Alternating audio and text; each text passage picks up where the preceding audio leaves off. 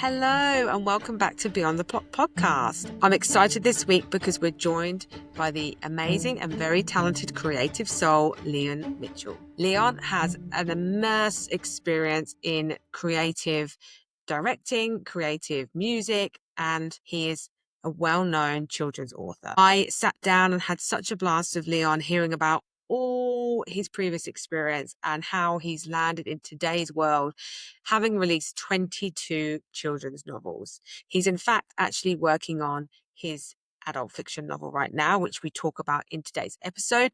We also talk about the struggles, the challenges, his inspiration. So I'm excited for you to hear Leon's story. Make sure you sit back, relax. Don't forget to hit that subscribe button right now and give me some feedback around this episode. Thanks, everyone. Enjoy. Welcome, Leon, to the podcast. Very excited to have you here. So thank you so much for taking time out of your morning. Before we step into it and hear your story, do you want to give our listeners just a brief intro about yourself? I would love to. What a way to open a podcast on a rainy English morning to tell you all about my story. Absolutely. I am an author and a director of film. And if I was going to summarize what I am from a wider perspective, I'd say creative. So I don't like to pigeon myself too much. So I like to work around different ideas that I have, primarily an author and a director, but I like to call myself a creative. So I can work across many mediums. Yes, I like that. Actually, a lot of people I've been speaking to recently we've been speaking about kind of like how creative everyone is, because now, they're trying different things as well, which I think don't pigeon yourself into one thing, because I think, if you're a creative soul, it comes out in many different ways. Yeah, absolutely. I think creativity is a personal journey, isn't it? And I Yes. think that sometimes people have inspiration at different times in their life. And sometimes that might be that they want to focus on writing, or sometimes that might be they want to focus on photography. And I think you should always follow that sort of inner signal. If that makes sense. I think a lot of people tend to put kind of barriers and boundaries around themselves for creativity, whereas my outlook is you should really follow your heart and really do what makes you happy. And if that is writing or directing, then give it a go. Yeah. So in terms of your writing, because obviously, I was trying to work it out. How many books do you have released currently? It's quite a lot. How many have you written? Yeah. Is it like 20? That's I think it's 22. Wow. Okay. It's Gosh. yeah, so that would be 7 novels. And Yeah. then a lot of those books are also children's books as well. So when I started writing, it was a lot of short form books. So it was illustrated short form content for sort of early years. And I was writing novels in the background. So I would kind of just pump out these short stories. I think I went through this phase where I just had so many ideas and I just wanted to get those out, and they didn't really suit a kind of long form novel. So I went through a phase where I wrote a lot of children's stories, and they're all out there as audiobooks and short books. But it's about 7 novels and a whole bunch of children's books and about 22 in total. Wow. And growing. Yeah. Because how many do you typically release a year? So I like to release at least 1 or 2 novels, Yeah. and then maybe 2 or 3 short stories. Yeah. Yeah. You see, novel, it takes a long time to write and create and to go through that whole process of releasing it. So, and it can be quite a frustrating process at times. Whereas a short story, you can kind of come away from that heavy writing, and then you can just create something really fun, really short. It doesn't take long, and you can put that out in the world. And that kind of works for me. It gives me a break from the sort of hours and hours of writing. It gives me kind of fun to kind of escape, come away from that, do something quick and easy and fun. And it kind of keeps me going to have that ability, if that makes sense. Yeah. I can imagine. What, I mean, I'm interested to kind of understand, like, what's made you kind of write in the genre that you're currently writing in, or started in, like, and do you have any aspirations to change and do something different? I do. I I think the reason I started writing teen and children's books is because it has no boundaries. So nothing has to make sense in children's literature. And that's what I love about it. You Yeah. can just create anything and anything, and children can buy into that journey and that adventure. And Hmm. I think that's really important that children have the opportunity in general. They're able to use their imaginations. You could take them to new worlds. And I think that the biggest thing for me was being able to write for a generation that's surrounded by technology. And I wanted to be able to give them that nostalgia that I grew up with in the Hmm. 80s, when film, it was so magical. Nothing else existed or mattered. And you really felt like you was the main character in those stories. Yeah. You think back to stories like Labyrinth or the Mm. Narnia, the original, or the Never Ending Story, or Short Circuit, Back to the Future, movies Yeah. like Steven Spielberg era. It was a really magical time, and I think that children, they don't get that Yeah. this time at the Mm. moment. They're so hooked on their phones, and I really really wanted to share that magical era with them. Hmm. So it's kind of a multi-layered reason, really. There's no particular one Yeah. reason, but it was more about the imagination as well.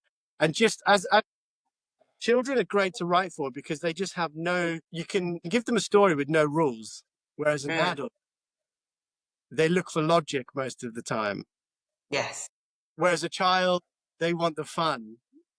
They do. They want, Yeah, they want they do. They do. And I absolutely love your covers as well. I was going to ask you because I noticed that you use the same illustrator on a number of your books. So was that quite interesting to create as well for the covers? Because they're very like appealing. They're very easy on the eye and like attractive to, you know, uh, like an adult picking it up, let alone a child, right? Which is obviously what you want with a cover. But yeah, how did that come about? they're such a big part of what I do, Lisa. Honestly, the covers are so important. I grew up in an era where the cover was part of the book, Mm. or if it was an album, the cover was part of that experience. You would Mhm. open the album and you would read what's inside it. You would see the pictures, and you would be drawn to the cover. Yeah. And I kind of do sense that we've lost that a little bit in literature in some respects. And I just wanted to again bring people that big screen feel.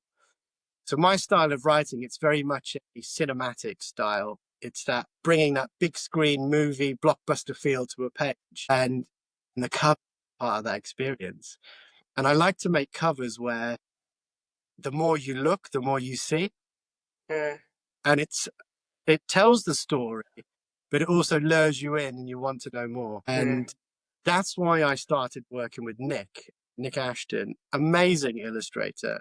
He has a huge body of work, really successful, really talented. And he's a guy that also shares that love and passion Mhm. for things like comics, for the 80s nostalgia, that Steven Spielberg era, Marvel, DC, these kinds of things. And again, he's a very visual storyteller, and that's what kind of drawn me to him. So quite often I would bombard him with ideas, and I will be like, right, I've got this idea. There's three teens, they're on a ship, they're in the middle of the ocean, and this happens. They go through this magical window, create me a cover. And it's the kind of guy that kind of relishes in that opportunity. Yeah. So we were able to build a really long lasting sort of creative relationship. And we've been working together for many years now, Mm. not just on covers, but a lot of the work that I do, he's often a part of in some respects. Yeah. There's actually another person who's kind of hidden in my creative process as well. And his name's Peter Dance. And quite often, and I have to mention him here because you've mentioned the covers, because he's my feedback guy. Okay. We've worked in a collaboration sense for many years as well. We've done a lot of projects. He's actually also an award-winning filmmaker. He's a narrator. Mm-hmm. He does adaptations like Wind in the Willows, Winnie the Oh wow. Pooh, Yeah. those things. And again, he's another guy, my creative circle, who's a close friend of mine and important to me. And I will always use him as my test dummy as well. So I'll send him the cover that Nick's done that we've created, and I'll say, "What do you think of this?" And quite often, depending on what feedback I get from him, I'll run with it or not, because it's a proven formula for us, Yeah. if that makes sense. And I think Yeah. that as much as creativity is a personal journey for me, I love that input from the people. They're so important to have around me, and they form what I do, you know? And Yeah. yes, but to answer your question, to go back to it, the covers are important. They are, yeah, and I can't see myself ever doing it a different way. I can't ever see myself having a cover where it's just text only. No, no. And I think that's a real valid point, right? Once you find those key team members, some people call them a dream team, right? It's like they're a pivotal, like they're just as important as you, right, as part of the process. And I think the trust element goes such a long way into that process as well, of like having that feedback, going to Nick with just a few words of like, this is what's happening, and then him to know you so well to then create something that hopefully you're going to love. So yeah, I think yeah, your books definitely stand out, and yeah, I think they're fantastic. In Thanks. terms of like when this all started, then, because when did you publish your first novel or your first children's book? Well, my first book that I published was self-published back in 2012. Oh wow, okay. It was a long time ago. Yeah, it was actually a poetry book. But I think at that time, I was still directing and I was still very much creative, but I'd kind of branched off into books, and it was really just another form of expression. Hmm. I felt like I found myself in a place where other things that I wanted to say or do that didn't quite have a home, like Yeah. they didn't fit in a film, or they didn't fit in something else, and that seemed to come out in poetry. So I started writing poetry, and I published a book, and it was just self-published, and that's where it really started. That's where I thought to myself, this is where I'm going to end up, Mm. because everything's leading to this journey. And so I actually spent many years writing, but never publishing anything at all. I just used to write in scrapbooks, and I'd write poems, I'd write short stories, and I published a few things independently. But I wanted to kind of learn that craft, and I wanted to get better at writing from a kind of technical point of view as well. Mhm. So I didn't rush into it. So I started in 2012. I spent many years writing, crafting, being a director as well, which helped to shape my storytelling. And then the first children's book I published, I believe, it must have been about 2017. Okay. Yeah, I think it was 2017. So it was quite a long gap between kind of writing your first poetry book and then like publishing a children's book. It was a long gap. But Yeah. it was in my mind. I always thought to myself, I know that I'm heading this way, because also as a person, as I was growing and my personal growth and changing, I realized that I was coming more away from the camera, from behind the scenes, and more into my own personal creative space. And I think it was, do you know what? I think that's a personal growth thing as well. I think as you get older, that kind of want or that desire to be on a film set, certainly for me, it kind of Yeah. shrunk. it got less and less, and my circle of people in my got less and less. And this was intentional. I was happy about this, Yeah. which led me to becoming more sort of happy and content with myself and writing. Yeah. And Yeah. that's where I flow. And when you released that then in 2017, did you kind of then step away from like the directing, filmmaking side and just focus on your writing from that point? Yeah, I still had, I was still directing and I still did a few films at that point. But I knew in the back of my mind around about that time that I'd fallen out of love with it. And Hmm. that's the honest answer. I felt like my time had been done, had been served in that Yeah. creativity.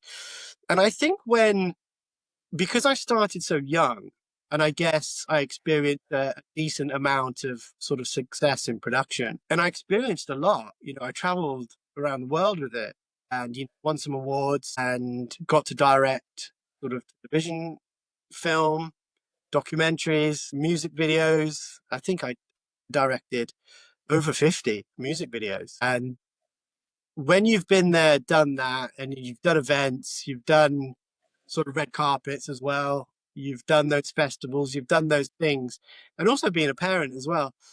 I think that I just naturally distanced myself from it, but it was like a natural progression.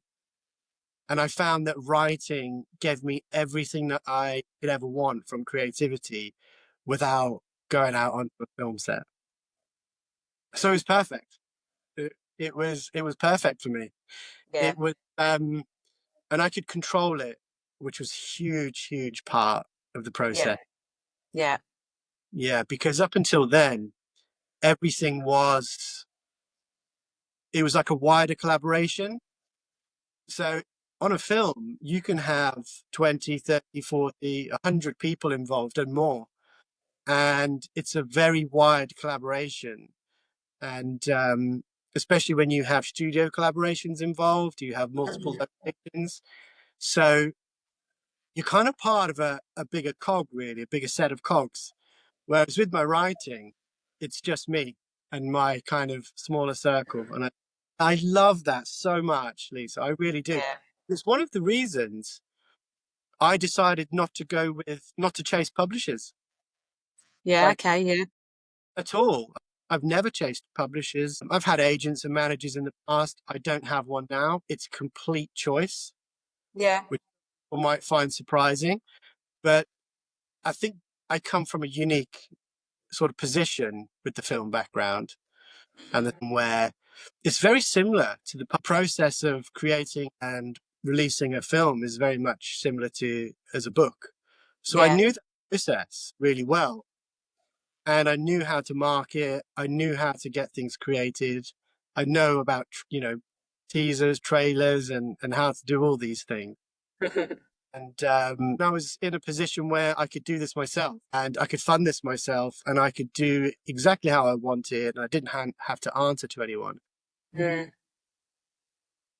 I've experienced a lot of rejection in my career too. And I'm one of those people where I don't like it if somebody wants to create something and then they get told that they're no good, if that makes sense. There's a lot Mm. of people get rejected in the film and the publishing world. And I didn't want to kind of be a chaser. I didn't want to have people say, oh, you're not going to make it because it's not for me. Ultimately, it's because it's not for them. It's not because you can't make it. And I think that's Yeah. a message for any aspiring author. So Yeah. yeah, be in the complete driver's seat.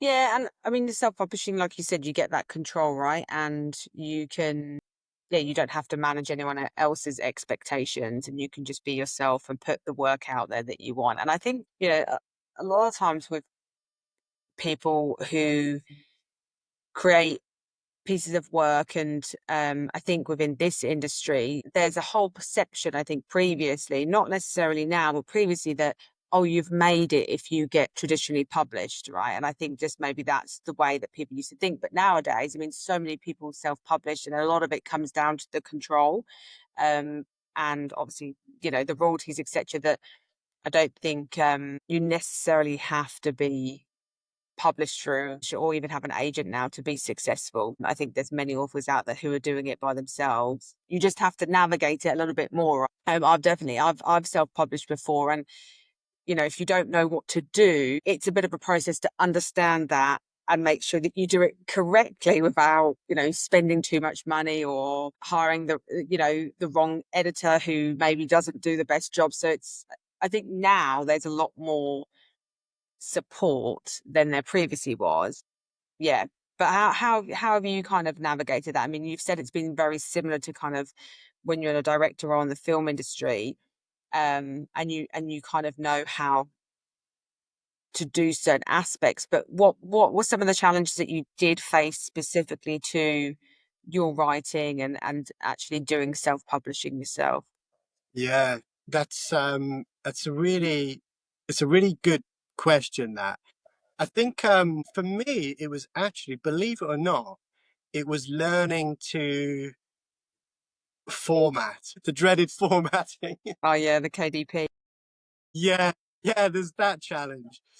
It was actually the technical aspects from the actual book perspective, Hmm. which when I went more and more into publishing, it's a whole world that you have to learn in that side of things, like the formatting, everything about fonts, about Yeah.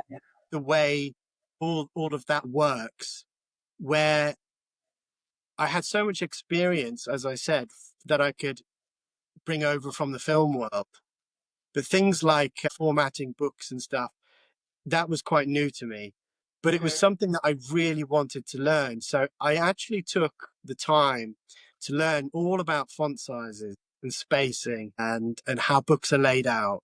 And I took a long time to learn all of that because for me, I have quite a sharp eye for detail. And again, that's from multiple years of working in studios editing and always been able to spot consistency. And so my brain is kind of trained in that way, where when you look at a book, I can often see if a book's been self-published, for example. Yes. Yeah.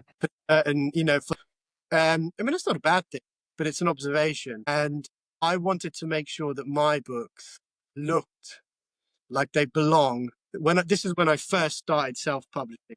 I wanted Hmm. to make sure they look like they belong on the shelf on major and independent bookstores, and they stand up to the major published books. Hmm. And I was always kind of praised for how I achieved that. Again, this is early days, but I kept that mentality. And as I've progressed through being an author and my team's grown, and now I do have sort of illustrators and editors and marketing people, and the team's got sort of more kind of still focused, but more sort of professional, if you like, and a little bit bigger. I've maintained that standard, which is interesting because you mentioned about the covers, and that makes me happy because that's a big part of it, making sure those covers stand out. Yeah. I think another challenge was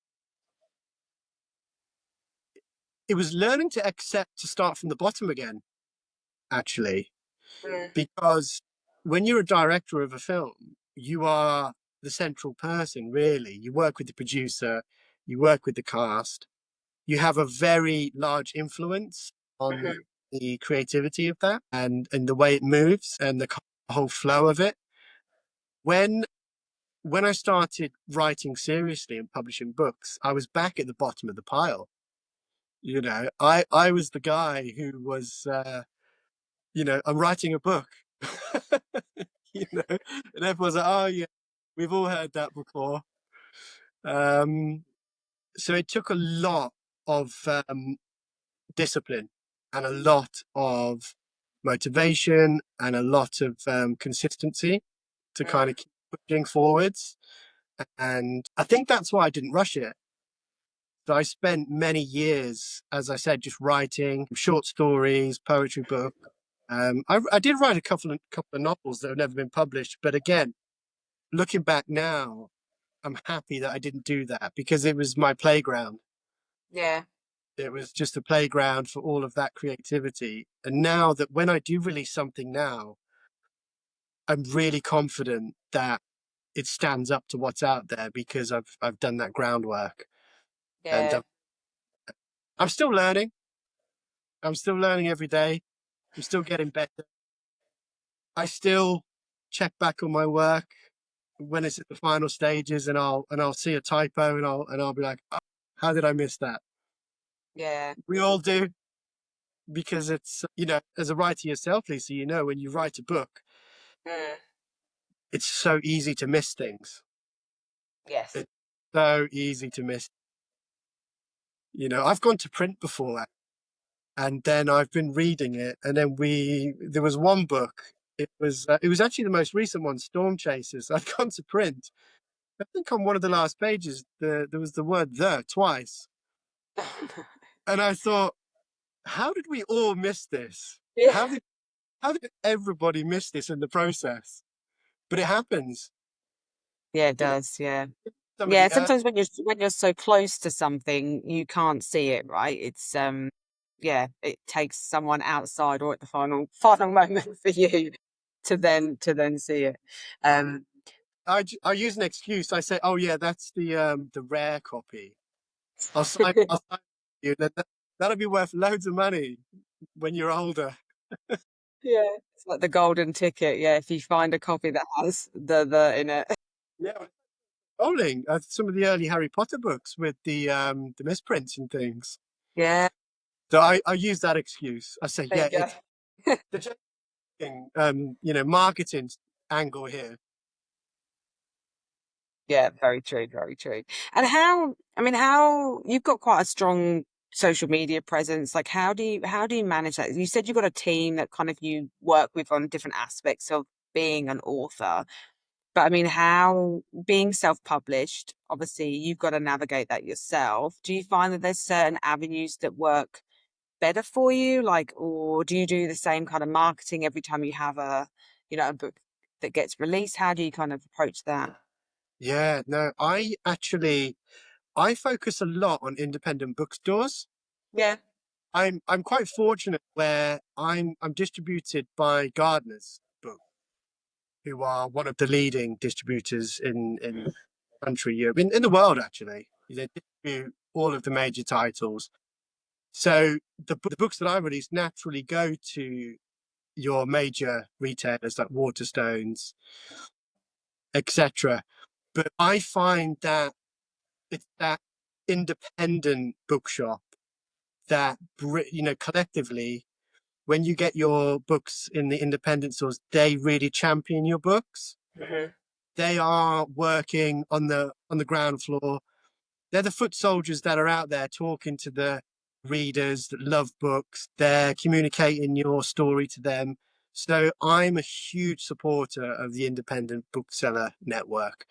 And anything that I can ever do to get out there and support them, I do. So quite often, my marketing is actually channeled behind the scenes with visiting bookshops, with talking to them, with sending them copies, doing signings at their bookshops. And, I'm quite known for when I go to a bookshop, I won't sit at a desk and sign books. I will be giving books out, talking to people, just finding out what stories they like, and just because that's who I Yeah. am, and just Yeah. generally interacting with the world of book lovers, really. Yeah. I focus, I have the top cover with the major retailers, Yeah. but my focus is on the independent sector. That's where I focus.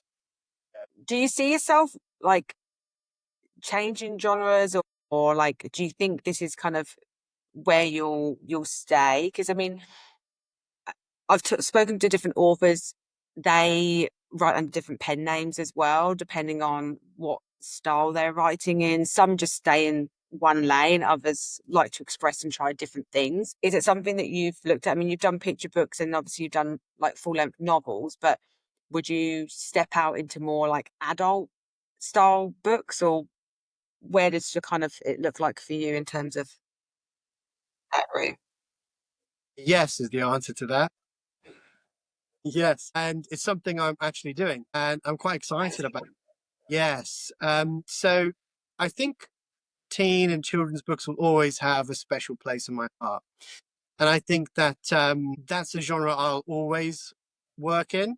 Mm-hmm. But me kind of being me, I don't like to kind of limit myself. And I like to sometimes come away from something, do something different, and go back refreshed as well. Yeah. I think that's a phase and a transition that I'm in right now. So I've started writing a historical fiction book, and it's called The One True Empress. And it's about the first Queen of England. Well, she was meant to be the first Queen of England, Lady Matilda, and she's known for Lady of the English, sorry, Empress Matilda. And I fell in love with her story. So I wanted to write a book about her and just be her voice and write her story.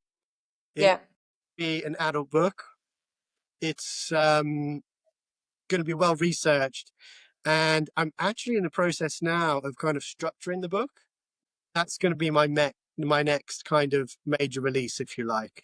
It's called The Yeah. One True Empress, about Empress Matilda, first Queen of England. And it's such a fascinating story. And that is going to be the next big project for me. So yes is definitely the answer. So that gets to my next question then. Where do you get your inspiration from for any of the books that you write? Like, where do those stories kind of come from? I mean, that, what you just mentioned for your next book, and obviously documentary is something that you found fascinating and want to kind of share that story. What about the other books that you've written? Like, where does the inspiration come for those? Yeah. Quite often it's music, believe it or not. Okay. Yeah. Yeah. I mean, my early history is in music, and it's something that's still deeply sort of threaded into my creativity. I'm a very visual and musical person, so I can hear a song. Let's say I listen to an epic cinematic score piece of, Mhm. and it kind of sweeps me away. It can suddenly give me an idea for a children's book because of the music. And in fact, Felicity Fire, the book, that was pretty much born from listening to that kind of cinematic music. Mhm. I can be in a shop and I can hear a nice acoustic song and it might remind me of a kind of romantic scene. So then a romantic scene could be born from that. Mhm. And all everyday stuff. My childhood is quite often an inspiration. Yeah. A lot of the stuff in my book, if you read them, you'll see streets and names of people and characters, and they're all from my childhood. That's cool. Yeah, like all of the like the muffin house in that Felicity Fire passes in that book. That's a bakery I used to go in. Dead Cat's Alley. It's such a strange name for a street. That was a place from my childhood. So everything is drawn from childhood, from growing up, from the 80s, music Mm, around me, people like things people say to me. Also my emotions, just how I'm feeling. I yeah. might kind of be feeling adventurous one day. And then I'm like, this is a great time to write a scene full of Yeah. adventure. I always write to music. Oh, do you? Okay, that's interesting. I hardly ever write without music on. So you just have it like in the background, or is it quite kind of mute, or you can write still if it's loud? Background, yeah. So Yeah. if I'm writing a magical scene, I'll have some sort of twinkling magical music going on in the background, like some sort of wizard spells or something. And I just, whenever I have relevant music on, my writing goes from kind of, 0 to 20. I'm right in the moment, I'm in the feeling, and it just, and I think that's why I'm becoming more and more known for that cinematic style. Because when you read my books, it's almost like you drive forward with the book, and Mm, it's like you're reading a movie on a page, and movies always have music in them. yeah, they do. Yeah. And that's how I like to write. So when people are reading them, it's almost like, yeah, they're kind of sat in the cinema. Yeah. I Yeah, I wish love that. sometimes release book that I write so people could have it on as well whilst they read Yeah, it. I mean I like that. I've seen a few other authors do that. They'll have a Spotify playlist attached to like the book, and yeah, so they can go and listen to the songs that That's a great inspired them. Yeah, that's a great idea. In conversations like this, I mean, I'd not thought about that, about having like an inspirational playlist behind the book. That's a great idea. And you could Yeah, then put that out there and people could, yeah, listen to it. yeah, yeah. I like it. Sounds like you get very inspired by things as well with your writing. Yes, yeah, yeah. I mean, I haven't written anything for a number of years just because other things have. Well, I started my third, and I'm like three-quarters of the way through, but then I then had the idea to do this, and so this took a bit of planning and stuff, and just just kind of like you said, stepping in and out of different things. I'm very creative myself, like it comes out in different ways. So um for me right now, I love doing this, and I love having the platform to share all the stories, and um also hopefully by bringing these to our listeners that they get inspired as well, whether they're authors themselves or whether they're aspiring or merging or within a different creative field, just sharing that, hey, if you want to step into this side and any, like you said, anyone can do it. I don't think we should have people telling us that you can or can't do something. I think if you have a passion for it, it's never too late. Just go out and give it a try, and you never know what can happen with it. Absolutely. Well, I think that we're in a different world now. The landscape changed. There was a time where you had like gatekeepers in the way and they Mm, controlled it. And it was the same in film. It was the same in music when I was actually in music as a young teenager. It was always, you had to be signed to a record label to kind of make it. And I was actually relatively successful as an artist and toured and made music, made albums. And I did television and radio. And I did have a record deal at one stage and a manager, but what I realized was as times were changing, the gatekeepers was becoming less, and I like that. hmm I like being able to have that equal opportunity with everybody, and I think that you don't need permission to be an author. So for a long time, there was almost this feeling that because of these gatekeepers, it felt like you needed permission or you mm, needed validation from a publisher or a record label to do what you love, and that's not the case. You can do what you want to do. mm, It just you have to set goals, and you do have to be realistic, yeah. available to you. But with that, what I will say is, I mean, I'm very creative, and I work around different areas of creativity. But I'm also very disciplined, and I'm also very hmm structured in the way that things get delivered because what you will find is if you're a highly creative person but you don't have that discipline and that structure, then you won't have that framework what a publisher would give you, Yes, yeah, as well as many other things. Um, and you might find yourself spending like 5, 10 years writing a book and it never kind of gets anywhere. yeah, yeah, People that are highly creative but very disciplined yeah. and have a plan and have goals and they have markers, generally speaking, they tend to progress quicker than those that are kind of creative with no plan. So get a Yes, plan. If you're an author listening to this, have a plan. yes. Yeah, yeah. Have yeah, I always find that like you don't necessarily need to know your end goal, but like what's your next like milestone, for instance? What's the next stage that you want to get to, and how are you going to get there, and what does it look like? So yeah, I think there is definitely a lot if you could work on that discipline and structure, because then it equates to actually getting to your end goal eventually, whatever that might be. And I know that tends to change for a lot of people over the years. So where do you see?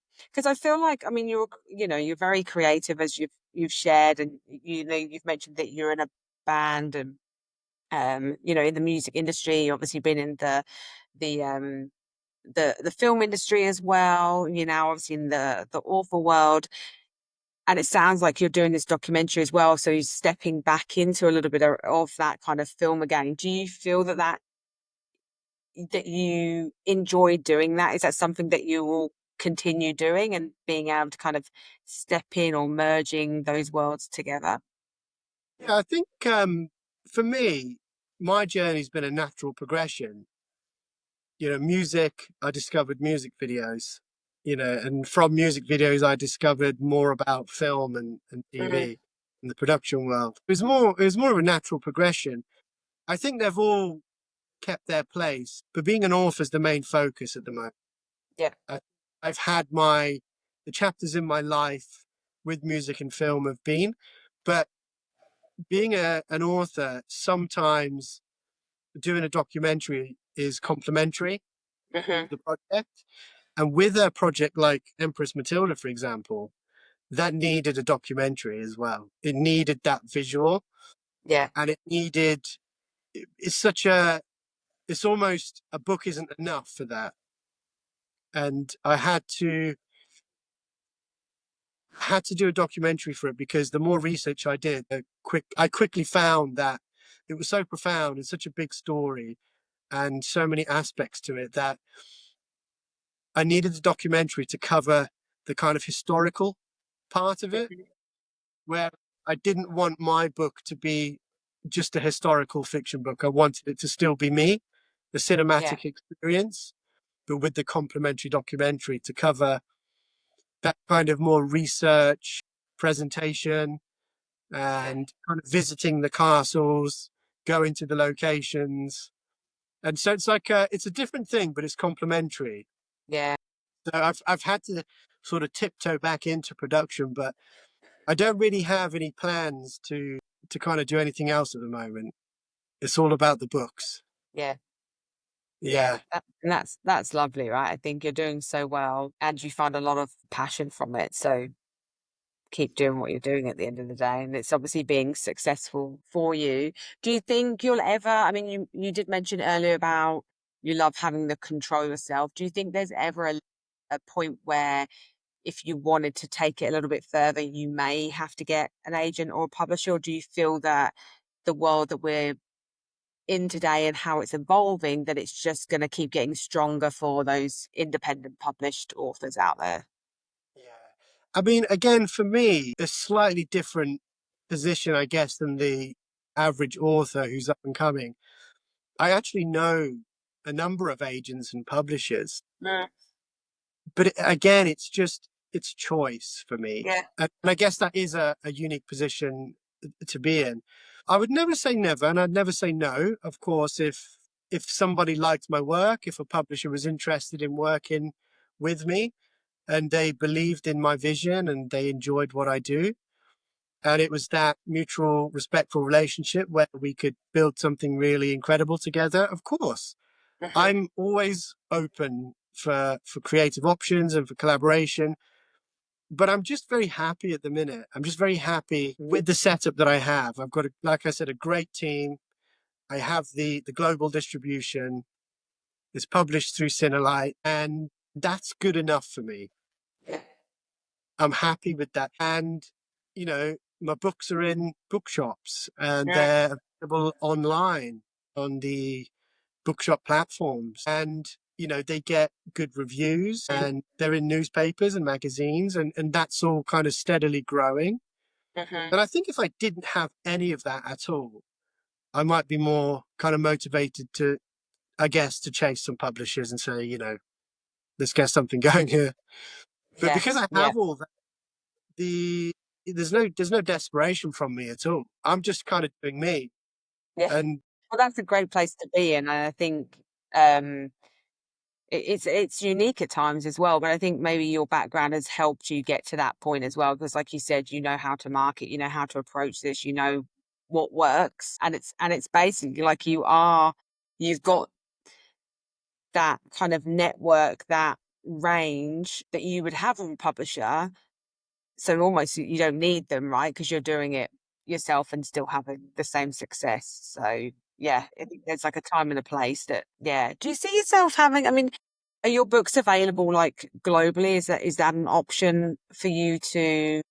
Again, I'm quite fortunate because I was able to sign a distribution agreement with Gardeners. The books are available wide, and that's in America, in Barnes and Noble, actually, one of their That's huge, yeah.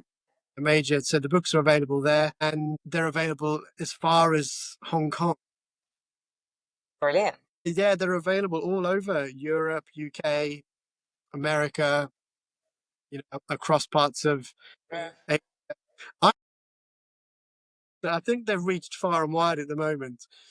But I think one of the things that I probably need to do is sometimes I need to stop and kind of reflect on maybe the achievements and success I have had and I am having. And by no means am I done. And by no means have I reached the top by any means. But I'm quite happy with what I have done so far in my creative career. But I think I need to stop from time to time and say, you know what, you're doing okay here. Mm-hmm. And that was really a great thing that you achieved there, and just kind of embrace the moment a bit more. Yeah. Because I think one of my things is I'll finish one project and I'm like, right, what's next? Yeah. And I rarely stop to kind of embrace that magical moment where, a book's released, it's in a shop, it's on a shelf, and and I'm kind of enjoying that. But I do think that comes from a life of deadlines and progression. So even going back to music, when you were, I mean, back then it was, you'd be releasing singles into kind of Virgin megastores and things like Yeah. that. And you would, in fact, I remember the first CD that I worked on that was in Virgin megastores. And I remember going in, seeing it on the shelf and thinking, wow, that's amazing. Right, let's get the next one going. Yeah. Yeah. And that's been the mentality. And so, yeah, I'm trying to enjoy the moment a bit more and kind of listen to what people are saying around me. Mm-hmm. Sometimes you don't believe it. Sometimes Yeah. people are like, wow, that's amazing. And you're like, really? You always have high expectations of yourself, so it's hard, Yeah. isn't it? When you hear those words, and I think it's funny you should say that actually about like living in the moment, because I think we're always, chasing our dream, that we almost forget that we're living our dream, and so you always, yeah, you have to sometimes sit there and reflect on where you've been, where you are now, and how much that you've achieved, and actually it's been super successful, and yeah, you should applaud yourself a lot more for it than, you know, keep pushing and pushing and pushing. I think I just need to be more open actually with social media because I think I missed the boat quite a bit. So Mm-hmm. when it took me a long time to kind of get into it, and for many years. In fact, I think I was on Facebook for the best part of 10 years at one stage because I was just, everything was just behind the scenes. It was about the films, it was about the product. It wasn't about sort of me. And it's only really recently where I've started getting like book reviews and people are saying, oh, what's your socials? So I've started kind of, the last couple of years started to kind of tiptoe into that world, baby steps. Yeah. Still feel like a newbie, but it's doing quite well. And I just think I have to continue to get over myself Yeah. and build that social network because it's important at the end of the day. But I think that I probably went for a phase. I was like, well, you have to keep posting about yourself. I'm so humble. And it felt like, you see some of these posts, it's like, this is what I'm having for my dinner. Yeah. And I was like, I don't know if I can do that. I don't know if I can be that person. So I've had to kind of get over myself and say, you know what? This is how you look. You're getting a bit older. Who cares? Just throw it out there. Yeah. People will judge you no matter what, and who cares? Yeah. Yeah, they will. Yeah. Yeah. So It's I, true. but I think, you know what? Just quickly, Lisa, I think that's actually a thing where early days of music, everything was quick form. So you would Yeah. have a picture, that picture would be used for a lot of things. And the radio interviews, they were quick. Everything was quick. Whereas now, everything is more, you're on camera for longer. You're doing more posts. You're Yes, yeah. more content out there. And you're kind of more exposed on a kind of more personal level. Yeah. Yeah, it's very true. Yeah. Slightly older generation that are kind of still getting their head around the TikTok generation. Oh, yeah. It's an layer that you need to kind of get. Yes. Yeah, I don't know if we'll ever get that. Yeah, I keep thinking I should do more TikTok, but I know. I don't know. I could succumb myself to some of the content that's on there. I just typically post what I post on Instagram, but it hits it differently, right? I just think actually my audience, probably some of your audience, like in terms of like authors and readers, is there's a huge like support and following on Instagram, right? I think there is an element on TikTok, but I don't know what type of people. Uh, I think you could be anything on TikTok. People just want that quick hit, whether it's funny or a bit peculiar. Absolutely right. I think sometimes my book promotion and success is actually more successful than social media presence, if that makes sense. Yeah. And again, I probably do need to push the social a bit more to kind of represent what's actually going on out there. Mm. But again, it's just being a humble person and being quite focused on just being a good human being that wants to do well and wants to care for people. I Mhm. like to be level-headed and not sort of look at me too Yeah. much. Look at me, everybody. It's a True. generation, I swear. It So must on that be. note, then where can people find you? I know you're on Instagram. Do you have a website? Yeah, do you know what? Again, I say this humbly, but the best thing to do to find me now is just to Google me.